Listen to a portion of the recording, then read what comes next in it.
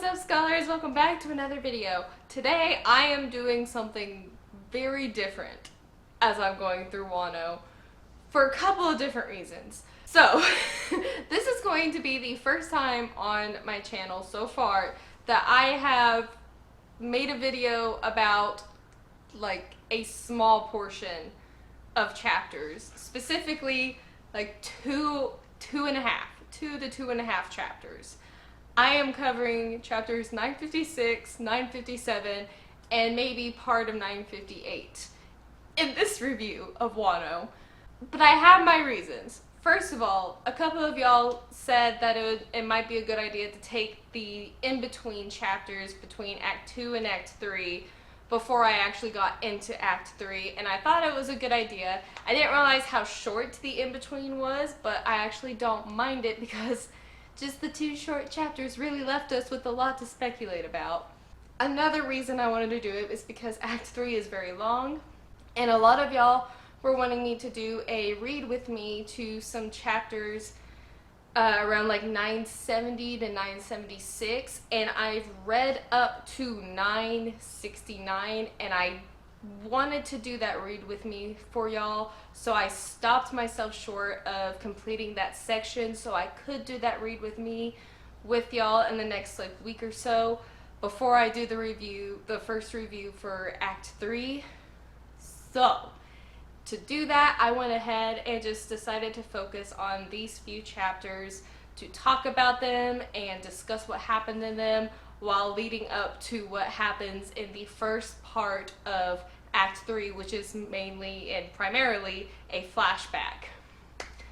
It's a very big flashback, but a flashback nonetheless, and I'll have a lot to discuss. I'll have so much to talk about with Odin's flashback that I wanted it to be its own separate video, and I didn't want to miss anything that happened in this in-between portion where we kind of get back to the rest of the world out of Wano and see what happens and see what's going on over there, see how all the pieces are moving. So that's what I'm gonna do. This is gonna be maybe a shorter video than usual, so we'll see how this goes. I still have a lot to talk about. I have a couple theories already about some of the events that have transpired from these two chapters, mainly regarding Vivi and Sabo, but also regarding Garp and Rocks in the Navy in general, and it's good. It's good. It's really cool. So that's why this review is going to be a little bit different than my other ones. I'm going to really just be able to focus on these two chapters specifically. I know when I eventually catch up to One Piece and we're doing week by week chapters, I will be doing this a lot more, so this gives me a little practice. But let's go ahead and just dive into this review because oh boy did this one hit. We had a lot of shocking news, big news, a lot of shocking big news with these two chapters. We are out of Wano. We start by seeing Garp going and delivering Princess Shirahoshi and the others back to Fishman Island. They are back there, and he has received a report after the reveries happened. It's over. They've been delivered safely, and the reverie didn't go as smoothly as they were all hoping because people kept arguing and things kept happening. Garp got a report that there was an incident regarding Princess Vivi. We get nothing on what happened to Vivi. We just hear Garp's report about it.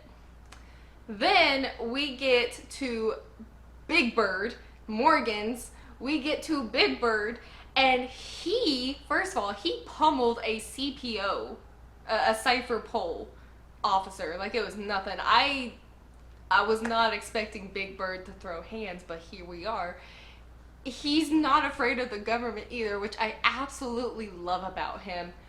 He's just wanting to be a true journalist and to tell the story, to figure out what's going on, because Big Bird says that there's been a fatality. There's been a murder and an attempted murder.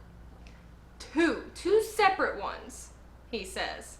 he says there's been a fatality, and then as he's talking, he says, but there's also been an attempted murder. So, apparently, because I don't believe that the murder is real, apparently there's been a murder. We are in a classic murder mystery now, apparently. But not just there's been a murder, there's also been another attempted murder. But we don't know on who. It's not telling us who was attempted to be murdered. I have a feeling it was Vivi. I have some theories. I'm gonna get through this first, and then I'm gonna get to my theories, because oh my gosh. Okay. Cypherpole came to Morgan to try to pay him off to cover it up because they don't want this story getting out. Gee, I wonder why. The government sure is good at covering their tracks, at covering up stories that they don't want the public to know about. I wonder why. I wonder what could have possibly happened at the Reverie, or who showed up at the Reverie that the government just doesn't want the world to know about. I wonder. Besides that, yes, Big Bird pummels the Cypherpole agent and refuses to take the hush money. So, because their locations have been discovered, they all flee. Big Bird and his journalism place, they all have to go somewhere else. They have to relocate so nobody can find them, so they can continue getting these stories out. And just casually thrown in at the very last, it says that they've got a message from King Wapol that he had leaked intel. Why does Wapol keep showing up? I did not think he was going to be a big player in this at all, but apparently he is, and I'm curious to know how big of a key player he is going to be and how these chess pieces are moving. Because if I were to think of a chessboard and to think of all the players we have moving, I would obviously, I would say Emu would be like the king who sends out all of the other chess pieces. The king is always protected. It's moving strategically, always kind of kept to the back, not seen as much, because if the other players target it, if the other, other side gets to them, it's a game over. So Emu is like the king in position of chess. The world government is Emu's queen, and Emu is trying to move the queen as queens move in chess as much as possible. They are covering so much ground. The queen is moving everywhere. It is attacking, it is defending, it's protecting, and the queen is going everywhere. So I feel like that's like the king and queen of one side of the chessboard. On the other side of the chessboard, I don't even know who like the king would be at this point. I feel like on the other side you have a lot of different players. Like, you have the Revolutionary Army, you have Big Bird, you have the pirates in general, you have, the four emperors as their own piece, but then you also have, like, it's messy. It's a messy board. But the reason I brought up this whole chess analogy is because Wapol, surprisingly, is having this strategic role in this whole business that I didn't expect from him. It's like one of those like knights in chess where it only moves in certain places and it can only be in a certain position before it attacks, and you have to be aware of it, because if you're not, then even the knight can check the queen, or the knight can check the king. I'm not saying that's what Wapol's role is, but it could be something similar. He could be a bishop, he could be a castle, but Wapol is starting to have more of an interesting role. He's not just a mere pawn at this point, because at the start of the Reverie, and even beforehand, when we first met Wapol, and he had been to the Reverie before, when we saw that in Vivi's flashback from Alabasta, and then we saw him in Drum Kingdom and everything. We hadn't really seen much from him since. He shows back up to the Reverie because he is now a king of his own country. So it was like he kind of advanced from his own role as a pawn and kind of leveled himself up from there.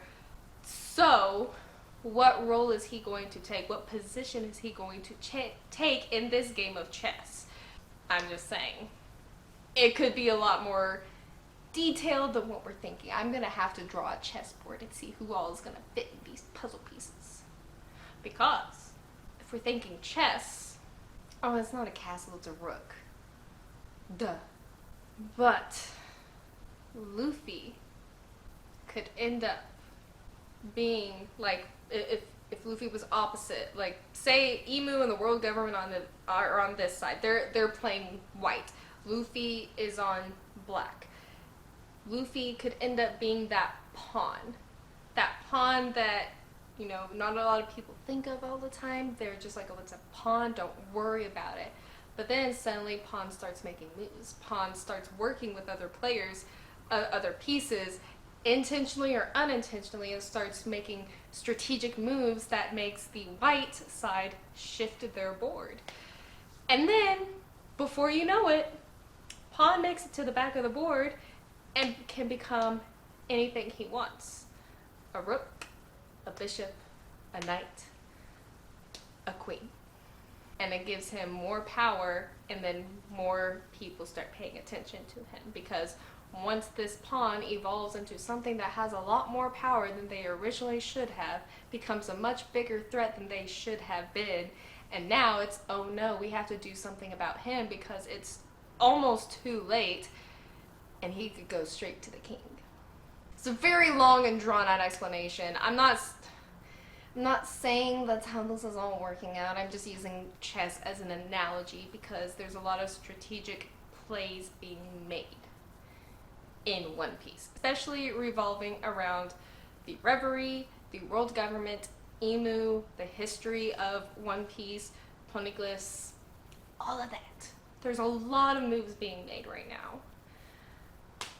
I'm so excited. I'm so excited because, oh, little teaser for next week's section about Oden's backstory.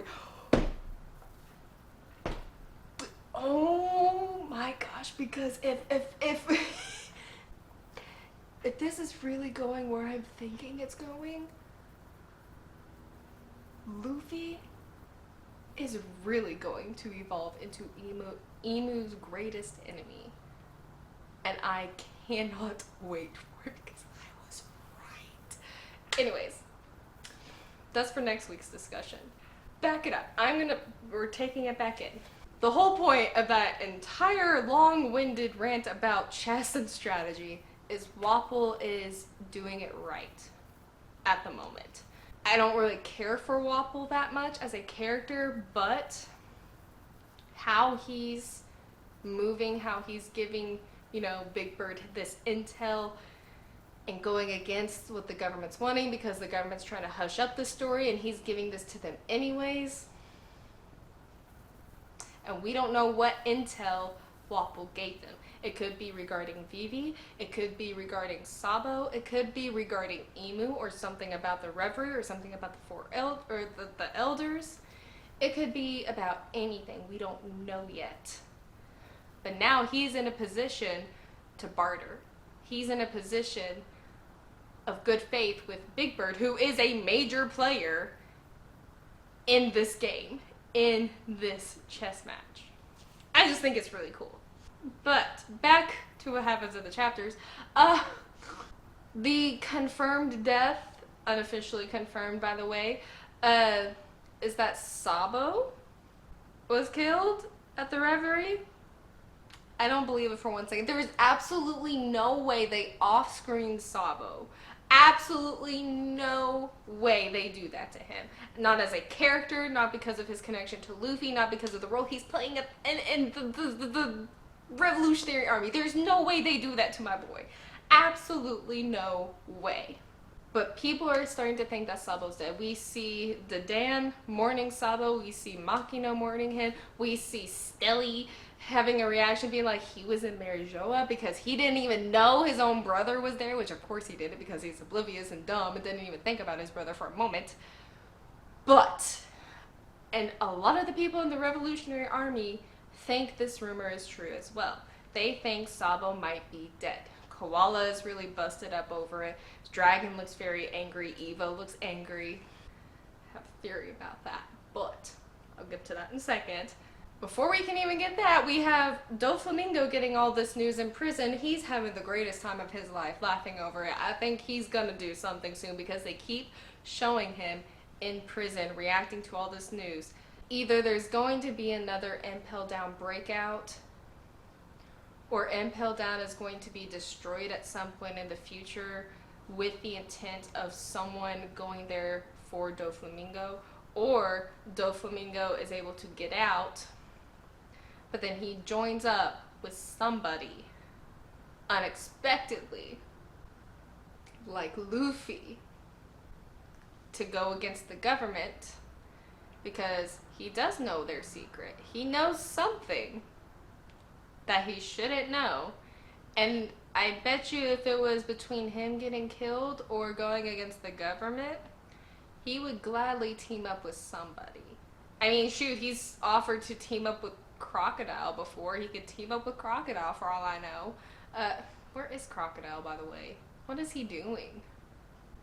I don't know. I got off track. But, I mean, something could happen with Doflamingo. I think something will because they keep showing his reaction to these events that are happening. They keep showing him in prison, laughing, having a good time, talking about the world, talking about things that are happening. So Doflamingo is going to come back. I don't know at what capacity. I don't know if he's going to end up teaming up with the world government or if he's going to go against the world government. I don't know, because he may not want to team up with them because they just revoked the 7 Warlords system. So now he will have no protection, even though he was a former Celestial Dragon. He is not one anymore. So he doesn't really have those rights anymore. So because all of that structured power that he used to have, that he used to be cozy with, is gone, he may not want to go with the world government. He may want to go with somebody else. Just saying. But yes, the world government abolished the 7 Warlord system at the Reverie. That is what Fujitora wanted to talk to Dressrosa's king and Alabassa's king. I don't know why I blanked on their names. That's why he wanted to talk to them, and they got the 7 Warlord system abolished.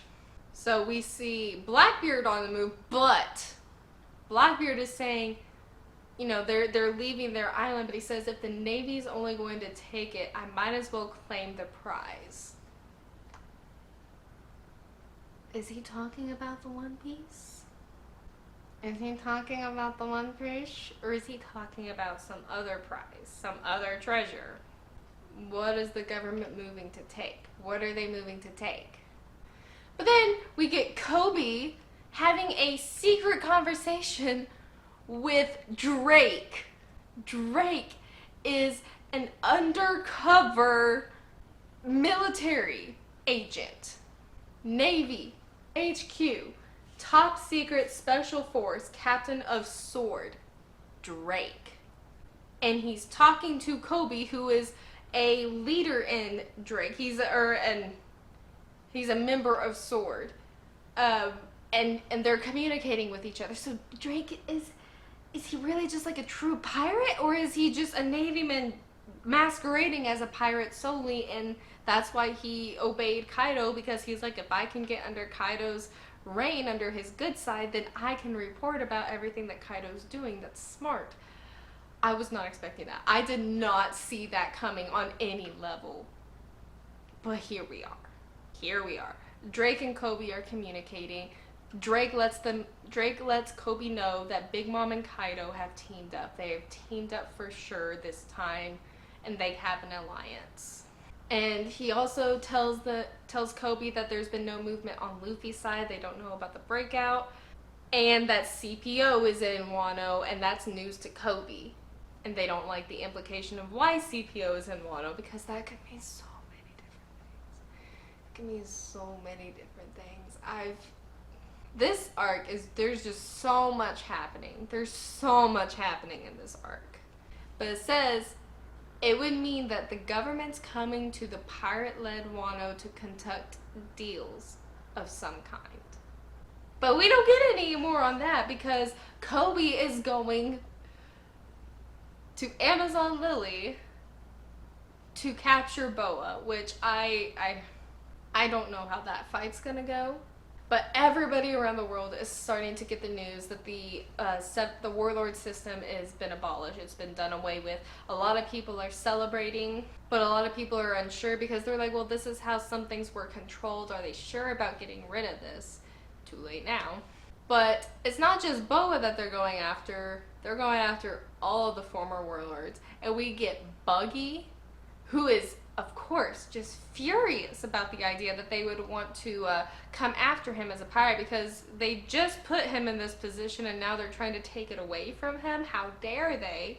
I love Buggy. His dramatics are always going to be the best in top tier.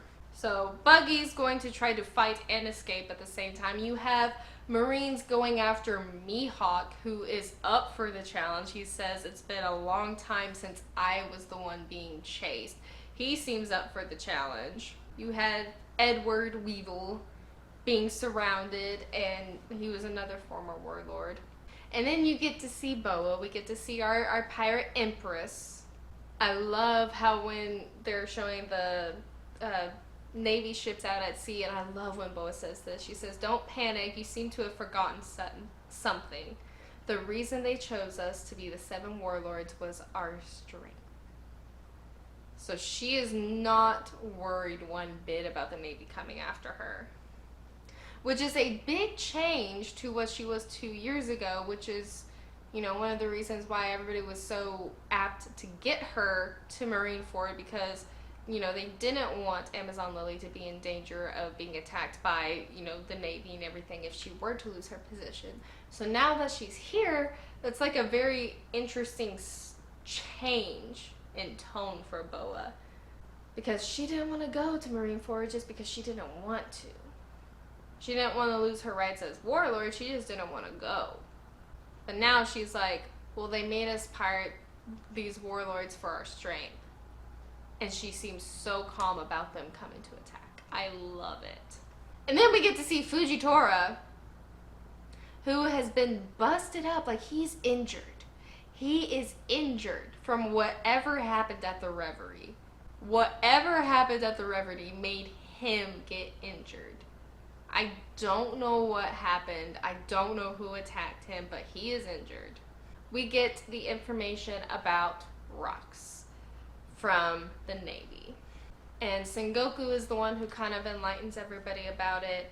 They were like this big collection of pirate individuals who were always cutthroat to each other, but they worked together. They were known as rocks. And Big Mom, Kaido, and Whitebeard were all part of the same crew at one point. And we get a mention of a couple of names we've heard before, like Captain John. We've heard about that from Impel Down with like Captain John's Treasure, I believe is the one Buggy was going after. So we're getting some names that we've heard dropped before. All these big pirates were together on the same crew. And their captain, Rocks, was against the government in every way. Like Sengoku said, it was like some kind of like horrible organization against the government. And surprise, surprise, the government covered up a lot of their acts. A lot of what Rocks did. Surprising. Can't believe they would do that. But there was an incident at God Valley with Rocks and Garp, which this incident is how Garp became a naval hero. But he hates talking about it because he had to team up with pirates. More specifically, he teamed up with Roger to take him down. And not only that, I think his other reason, which is more hated than the first reason, is because he had to protect the Celestial Dragons in this fight. And Sengoku explains it so well about Garp's motivation and like his moral code. And I just love it. And he hated doing this so much that he doesn't like even talking about the incident that made him famous, that made him a naval hero. Because of the incident that happened, he says God Valley itself vanished without a trace. The island the world government wanted to hide disappeared completely. How did it disappear? Was it a buster call? Was it something else? How did that island disappear? Who made it disappear? Was it Emu? Was it the elders? How did that island disappear? I want to know. But we don't get the answer. And we get information about Roger's perhaps greatest foe.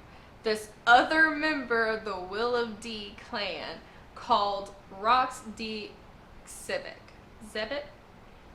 Civic. I know I butchered his first name. Please let me know how to say it in the comments below. Sengoku says that Rox is no longer alive to speak of the incident.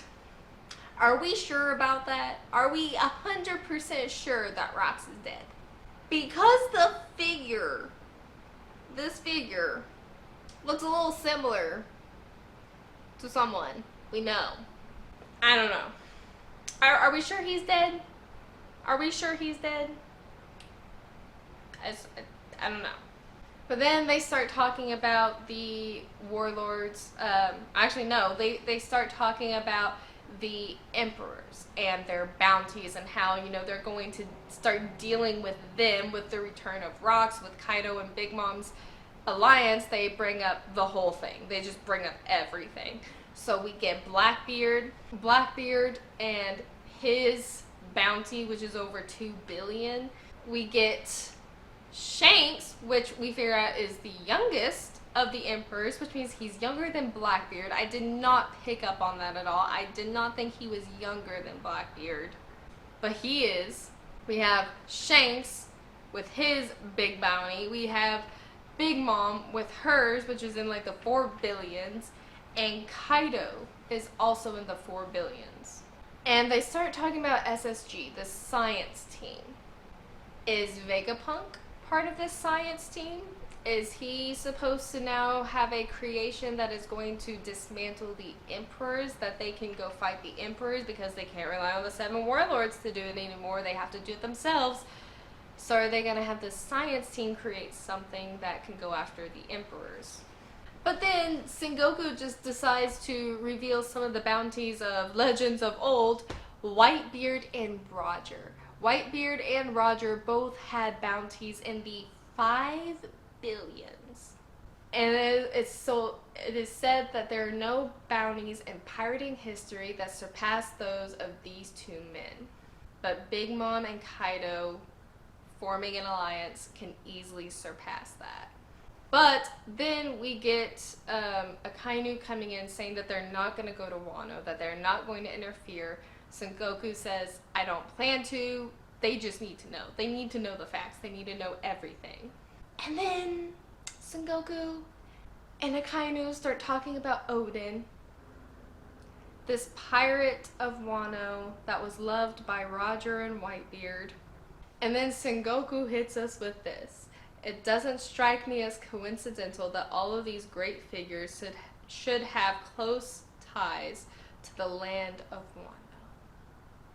So much is leading back to Wano at this point, and after the flashback, it makes sense why. That's next week. I'm not gonna talk about it now. Ooh. But at the beginning of 958, we get this kind of setup flashback in a sense of Odin. He's on Roger's ship. He's talking to Rayleigh. We see Kid, Buggy, and Shanks, and they're having a grand old time. And Odin announces to the pirate crew that he shall work with his excellent vassals that he left back home to open the land of Wano and wait for a future 20 years from now.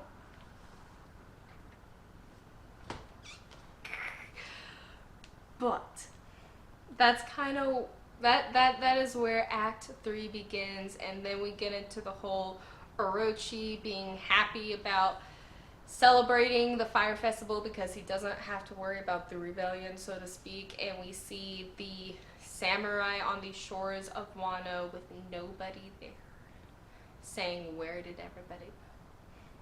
That's all I'm doing in this one because I have a couple theories. Now I'm going to get to my theories about Vivi and Sabo. Vivi, I think she was the subject of the attempted murder. I think she was kidnapped. I think Imu took her because we saw in the Reverie that Imu was eyeing Vivi. She was holding Vivi's she was holding Vivi's poster, or was she holding someone else's? Imu was holding one poster, and I think it was Vivi's, because she had 4 people. Shirahoshi, Luffy, Blackbeard, and Vivi. I believe she was holding Vivi's poster, or a picture of Vivi. If that is the case, since Vivi was there at the Reverie, perhaps she was an easier target than Shirahoshi, because Shirahoshi had Garp guarding her.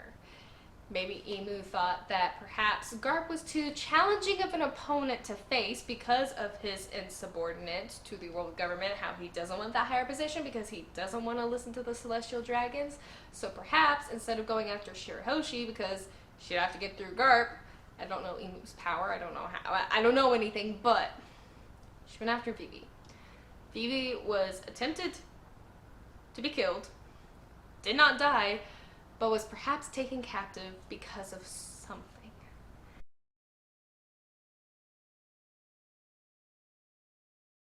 I don't know what. It's whatever is connecting Vivi to the other 3. Whether it's had a half-baked idea that she might be a member of the Will of D, but I don't know if that's true, but that'd connect her to Luffy and Blackbeard more than she already is, and at least that'd connect her to Blackbeard because she's already connected to Luffy. Either that, or there's something else. There's something else about Vivi that has made her a target.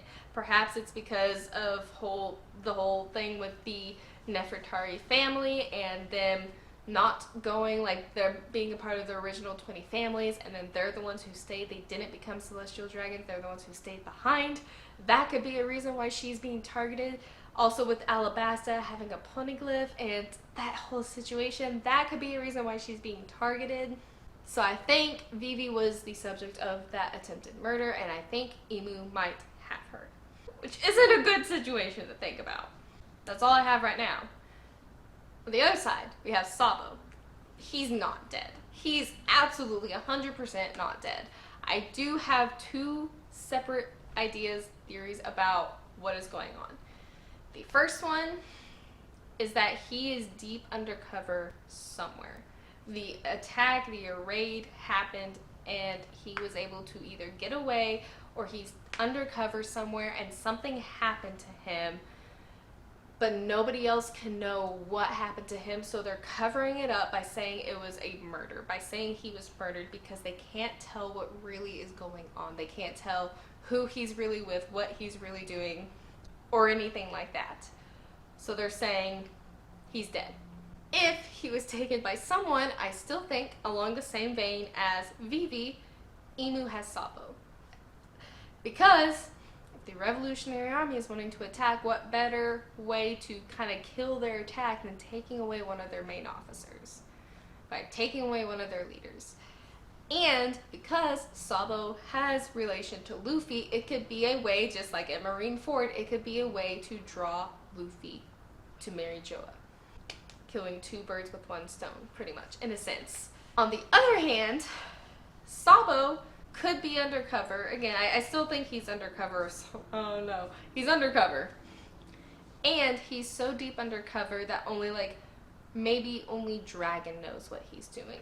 Dragon knows what Sabo's up to. He knows what mission he's on, but nobody else. Nobody else is even allowed to know, because maybe, just maybe, there's a rat in the Revolutionary Army that might be leaking their plans to Imu. That might be why the Reverie didn't go as planned, because maybe Imu already knew about the attack because somebody told her. Somebody told her something was going to happen. So only Sabo and Dragon know about this mission that Sabo is on, so that if any of the other people in the Revolutionary Army were taken, they can't give away Sabo's position. They can't give away anything of what he's doing. I am probably so off base with this, but it's fine. Let me dream. I think something of the sort like that is happening with Sabo, because there's no way he's dead. Absolutely no way he's dead. He is still somewhere in Mary Joa. Whether he's still undercover, because obviously he didn't make too much of a scene at the Reverie to where Stelly recognized him. even though they were supposed to attack and declare war on the celestial dragons at the at the Reverie, even though they were supposed to do that, Stelly had no idea that his brother was in Marijoa. So obviously nothing too flashy happened, or else Stelly would have known. But he didn't. So either their plan got stinted before it even happened, or it was stopped halfway through and not taken out and not completed fully. And because of that, Sabo had to regroup. And either that, or he was captured and is being held hostage in Marijoa, perhaps with Vivi, and they could talk about Luffy together or something. I don't know. But there's no way he's dead. If anything, I think the most solid thing is the solid theory I have at the moment until I get more information is that perhaps Sabo can be used as a bartering chip to draw out both Dragon from the Revolutionary Army, because Sabo is probably like a son to Dragon and he's one of Dragon's leading officers. So it could be a ploy to draw Dragon out to Marijoa, and it also could be a ploy to get Luffy, who we know is one of Inu's targets. It could be to get Luffy to come to Marijoa to save his brother. That's my theory. Those are my theories. That is my review. I hope y'all all liked this. I got to dig a little bit deeper into these chapters because there's literally only 2 of them. So I hope you enjoyed that. I did. It was a lot of fun. I got to theorize a little bit more and kind of do a little more analyzing. It was fun. I enjoyed it. Thank you all so much for watching. That is what I'm thinking so far. The in-between chapters between Act 2 and Act 3 were wild. There's so much packed into 2 chapters. It was ridiculous. It was crazy. But now we're getting back into Act 3, back into Wano. And next week we'll be covering the story of Odin's backstory, which will be just wild. Absolutely wild. But be on the lookout for that. Be on the lookout for the read with me for chapters. I'm going to try to do 970 to 976. Be on the lookout for that read with me for that section of chapters before I finish up this part of Act 3. So be on the lookout for that. My schedule for December will be up soon-ish. So go to the community tab to kind of keep up to date with that to see what is going to be coming up in the month of December. Other than that, again, thank you all so much for watching. I hope you enjoyed this video, and I will see you in the next one, scholars. Bye!